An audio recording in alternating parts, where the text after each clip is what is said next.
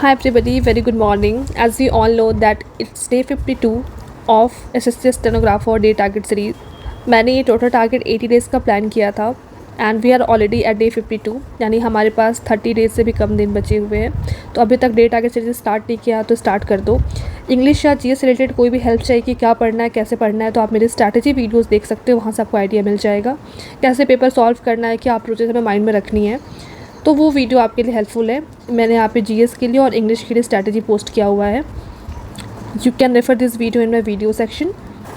As you all know that ये वाला जो वीडियो होता है जो सुबह मैं पोस्ट करती हूँ, जिसमें मॉक चैलेंज होता है एंड जिसमें प्रीवियस ईयर पेपर हम देते हैं सॉल्व करने के लिए, ये सिर्फ स्टैनो वालों के लिए होता है जो प्रेप कर रहे हैं स्टैनो के लिए, इंक्लूडिंग मी एज वेल।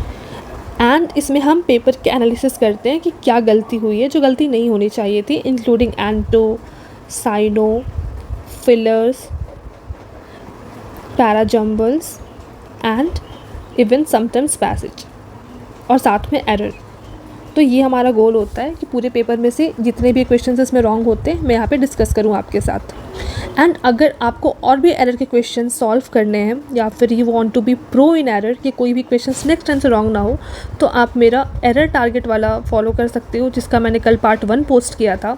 वहाँ पे वो सारे ही क्वेश्चंस हैं प्रीवियस ईयर वाले जो कि हमारे CGL, CHSL, स्टैनो, MTS इन सब में आते हैं। वो सारे ही एरर बेस्ड क्वेश्चंस हैं और वो इतने कंफ्यूजिंग है, even sometimes I even get confuse कि उसमें राइट आंसर क्या होगा। इसलिए मैंने वो सारे ही क्वेश्चन सॉर्ट किए हैं ताकि जिनका भी डाउट हो वो क्लियर हो सके विद ऑल द ट्रिक्स, या फिर जो भी पॉइंट होता है मैं उसमें बता देती हूँ। जैसे बोथ के साथ एंड यूज़ होगा, बोथ के साथ नॉट यूज़ नहीं होगा, ये सारी चीज़ें। तो और भी सॉल्व करना तो आप उसको देख सकते हो वीडियो को। ऐसा नहीं है कि आपने ये वाला कंप्लीट कर लिया तो आप वो नहीं कर सकते, एरर वाले वहाँ से भी आप प्रैक्टिस कर सकते हो, तो आपके कॉन्सेप्ट ईजिली क्लियर हो जाएंगे। सो इस सीरीज़ में आगे बढ़ने से पहले इस वीडियो को लाइक कर देना और चैनल को सब्सक्राइब करना बिल्कुल मत भूलना, ताकि नेक्स्ट टाइम से कोई भी मेरा वीडियो मिस ना हो और कोई भी एरर से रिलेटेड कोई भी क्वेश्चंस आपके एग्ज़ाम में रॉन्ग ना हो। सो गाइज मूव करते हैं नेक्स्ट पार्ट पे। कल के शिफ्ट में जो मैंने पेपर दिया था सॉल्व करने के लिए, ये वाला था 18 नवंबर 2022 शिफ्ट 3। एंड मार्क्स की बात करें तो इसमें मेरे आए हैं सिर्फ 80.2 मार्क्स। रीज़न ये है इतने कम नंबर का, कल मैंने पेपर सॉल्व करने में रिस्क लिया एंड आई थॉट कि एरर के क्वेश्चंस अब मेरे से रॉन्ग नहीं होंगे। ओवर कॉन्फिडेंस में जो मुझे नहीं आता था वो मैंने लॉजिक बैठा करके पता नहीं कैसे राइट कर दिया अपने एंड से, which was wrong. And then I realise कि नहीं, मुझे और एरर पे काम करने की ज़रूरत है एंड खुद की ट्रिक्स बनाने की ज़रूरत है एंड लॉजिक्स भी क्लियर करना पड़ेगा। तो उन सारे क्वेश्चंस जो मेरे रॉन्ग हुए थे उनको भी हम यहाँ पे डिस्कस करेंगे एंड लॉजिक्स के साथ डिस्कस करेंगे। वहाँ पे रूल क्या होना चाहिए था, क्यों रॉन्ग हुआ, क्या राइट होना चाहिए था, ईच एंड एवरीथिंग। सबसे ज़्यादा रॉन्ग मेरे वोकैब में हुए हैं और ईडियम्स में भी इस बार। मतलब वोकैब और ईडियम कहीं से भी पढ़ लो, कुछ नहीं पता क्या आने वाला है। समटाइम एरर के क्वेश्चंस तो राइट हो जाते हैं, मेरे एरर के क्वेश्चन ज़्यादा रॉन्ग नहीं होते, बट ये वोकैब और idioms you would never be able to know कि कहाँ से आ जाएगा। सो इसमें ईडियम था गाइज, ये she's got a Charlie horse in her leg. इसका मतलब क्या होगा मुझे नहीं पता था, so I just guessed and it got wrong. मुझे लगा कि वैसे मुझे पता नहीं था इसका मीनिंग एक्चुअली में, बट आई थॉट कि मैं गेस कर देती हूँ, सो मैंने यहाँ पे डाल दिया बीइंग वेरी मोबाइल, बट ये रॉन्ग है। इसका आंसर होगा क्रैम्प। कमेंट करके बताना है कि आपको इसका आंसर पता था या कुछ ऐसा ही नया क्वेश्चन था जो अभी तक आपने एक बार भी सॉल्व ना किया हो। नेक्स्ट में इसका एंटो बताना है। ये टर्स का ये भी मीनिंग मुझे नहीं पता, मैं पहली बार सुन रही थी, तो इसलिए ये भी मेरा रॉन्ग हो गया। ऑल्दो जो मुझे नहीं पता था मुझे उसको अटैम्प्ट नहीं करना चाहिए था, but just as a confidence कि अब मेरा रॉन्ग नहीं हो सकता, उसमें मेरी चीज़ें रॉन्ग हो गई हैं। I am accepting it and I will work on it definitely. So terse का मतलब होता है unfriendly, not in a good manner. तो इसका एंटो होगा polite. I hope it's clear. Timid का मतलब डरा हुआ होता है, एक्साइटेड तो you all know. And authoritative का मतलब होता है something related to official work, authorized, तो ये नहीं होने वाला, इसका आंसर पोलाइट ही होगा। नेक्स्ट था ये वाला भी मेरा रॉन्ग हो गया। यहाँ पे after retirement Jiten Babu took up a position that is unsalaried, इसमें फिल करना था कि यहाँ पे अप्रोप्रिएट ऑप्शन में क्या आने वाला है इस जगह पे। अब समथिंग इज़ अनसैलराइड मतलब कि उस इंसान को सैलरी नहीं दी जा रही है, तो आई थॉट कि नॉन टेन्योर होगा क्योंकि उसका कुछ फिक्स नहीं है, नॉन टेन्योर हो सकता है। क्योंकि मुझे ऑनररी की मीनिंग नहीं पता थी, इसकी मीनिंग नहीं पता थी, तो इसलिए मैंने इन दोनों को मार्क ही नहीं किया। एंड आई थॉट कि यही वाला होगा, बट ये रॉन्ग था।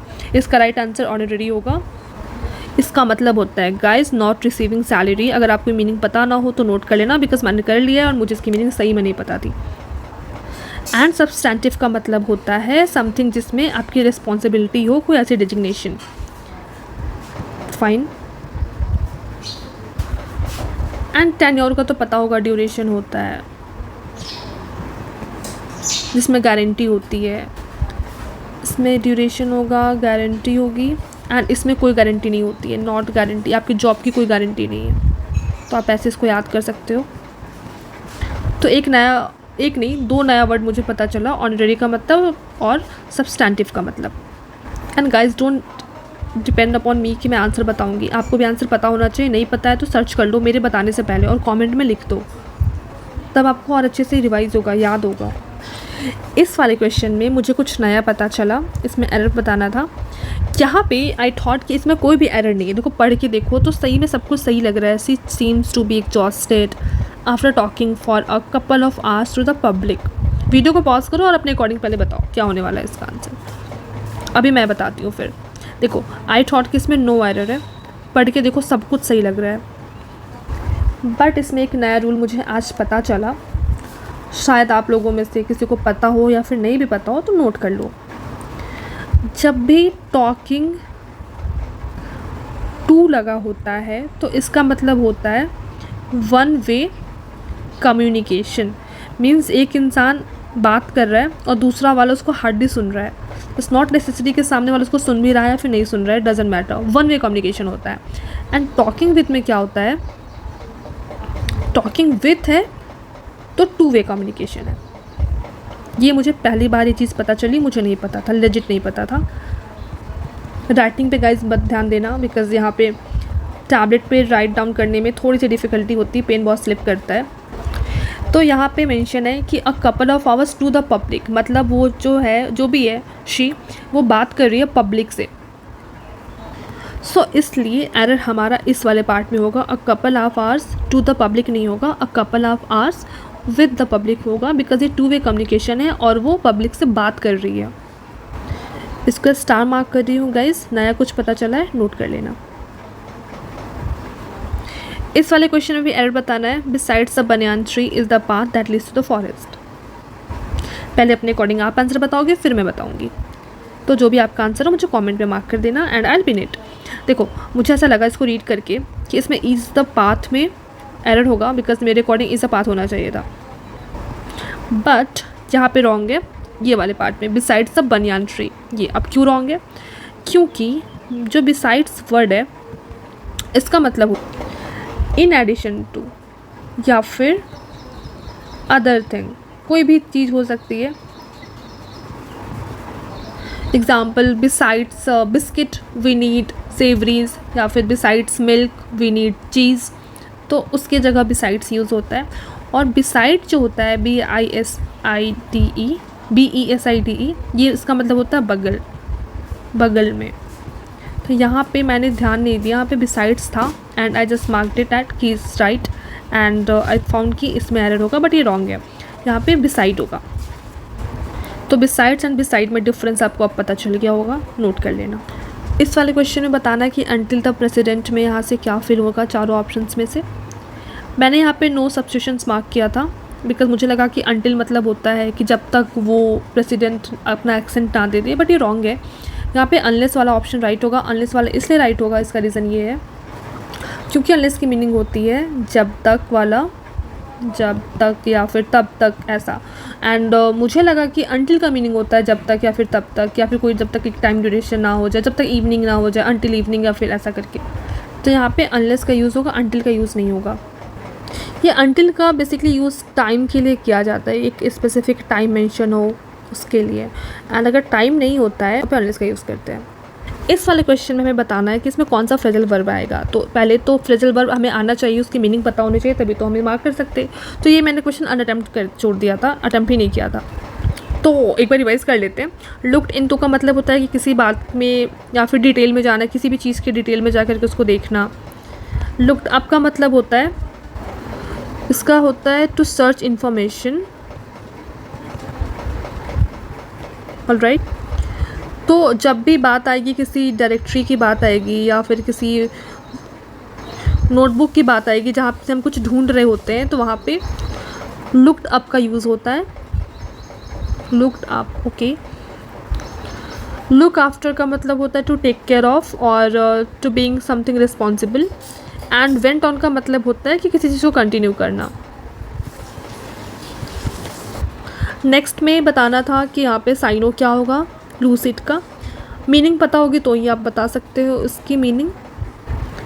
कोई वर्ड का मीनिंग नहीं पता है तो साथ में उसको नोट करना है। इट्स नॉट लाइक कि लूसिड का ही बस आपको नोट करना है, नो। कॉम्प्रिहेंसिबल, पोइग्नेंट, इम्प्लिसिट, एक्सप्लिसिटिव, जितना भी वर्ड मिले नहीं पता जस्ट नोट इट डाउन। इसका मतलब होता है लूसिड का क्लियर, ठीक है। तो इसका कॉम्प्रिहेंसिबल ये वाला ऑप्शन होगा। इसका मतलब होता है ईजी टू अंडरस्टैंड। और बात करें तो प्रेग्नेंट का मतलब होता है बहुत ज़्यादा इमोशनल। एंड इम्प्लिसिट का मतलब होता है something which is not being stated clearly. And executive का मतलब होता है very beautiful. Something is really very executive means it's far more beautiful. Next is idiom, bore the palm. Palm का मतलब क्या होता है कि अगर कोई यंग एथलीट है बोर द पाम करे, इसका मतलब क्या? इसका मतलब होता है वॉन, मतलब वो जीत गया ऑलमोस्ट ऑल इवेंट्स। रीड करके लग रहा है बोर द पाम का मतलब होगा कि समथिंग इज़ कॉम्प्रोमाइज या फिक्स, बट ये रॉन्ग है। ईडियम्स थोड़े कुछ कन्फ्यूजिंग हो जाते हैं, आप रिलेट नहीं कर पाते, बट इसका आंसर वॉन होगा, मतलब वो जीत गया ऑलमोस्ट सारे इवेंट में। हाँ जी, तो एरर के बस इतने ही थे। और बात करें हम जीएस के लिए, तो जीएस के लिए हमने सोचा है कि पीवाईक्यू पूरा कंप्लीट हो चुका है, तो हम टॉपिक वाइज मूव करेंगे। तो आज आपको फंडामेंटल राइट पूरा पढ़ लेना। ये कितने हैं, कौन से आर्टिकल्स में आते हैं, कहाँ से लिया गया है, each and everything about fundamental right. Hindi में मिले हिंदी में पढ़ना, इंग्लिश में मिले इंग्लिश में पढ़ लेना, जहाँ से समझ में आए वहाँ से कर लेना, बट ये टॉपिक जरूर कंप्लीट कर लेना, बिकॉज अभी हमने अप्रोच चेंज किया है जीएस के लिए और ये सारे ही इंपॉर्टेंट टॉपिक्स हैं, ज़्यादा है नहीं, काउंटेड है, जिससे डेफिनेटली क्वेश्चन आने वाले हैं। सो हम अब इसके अकॉर्डिंग मूव करेंगे। और ये सारे ही कंटेंट्स आपको मेरे टेलीग्राम चैनल पे मिल जाएगा। ज्वाइन नहीं किया तो ज्वाइन कर लो, लिंक आपको मेरे डिस्क्रिप्शन में मिल जाएगा। एंड आज के प्रीवियस ईयर मॉक चैलेंज में हम ये वाला शिफ्ट सॉल्व करेंगे, 12 अक्टूबर 2023 shift 1। So that's all for today guys. I hope मैंने क्लियर किया हो आपके सारे डाउट्स। कुछ भी डाउट हो तो कमेंट में ज़रूर पूछ लेना मेरे से। एंड आई होप आपने चैनल को सब्सक्राइब कर दिया होगा। So guys, see you tomorrow, take care.